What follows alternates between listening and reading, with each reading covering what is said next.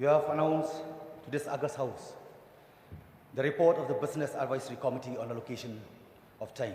As member of the Assembly, we have received in advance from the Assembly Secretariat the calendar for a term session, and I have been very unhappy on seeing the calendar. The allocation of 5 working days is too short, especially when government convene Assembly only twice a year. And given only 2 days to private members' business is not enough when there are so many pressing issues concerning the state. Mr. Speaker, sir, please let me cite a few important issues, just so this legislature is made aware of what is happening in the state of Meghalaya. Ranking of the state as per National Index on Poverty and Education is the lowest in the entire country. The menace of drugs, and how are we fighting it? Student concern on the national education policy. The cry of our educated youth who are not gainfully employed. Loopholes in methodology for state quota seat of MBBS. Parliament amendment to the Forest Conservation Act. Disruption of environmental public hearing for expansion of cement factory in East Giant Hills.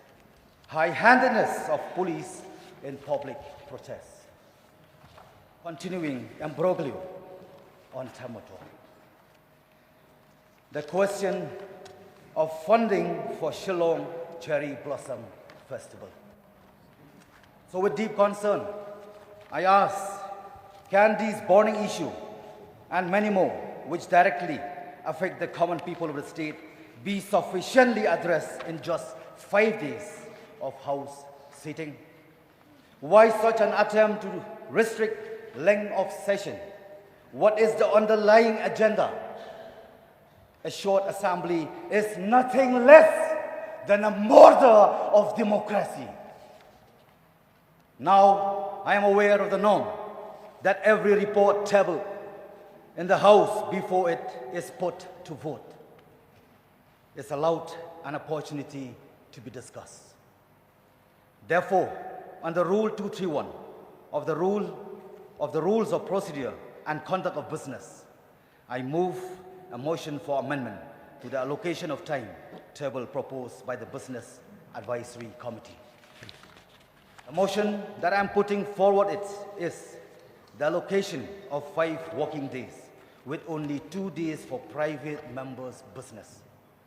It's too short a time for legislature to do justice to the many pressing issues concerning the state that required the attention of this August House, which meets only twice a year.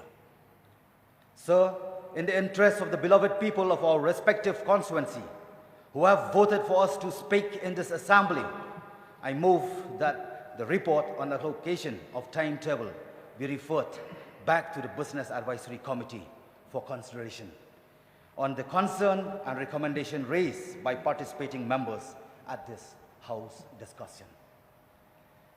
So, personally, I am of the opinion that the allocation of time for private members' business should be extended to us many days as government business, and that the calendar for private members' business should not be scheduled on a Friday where House sitting conclude at 12 noon.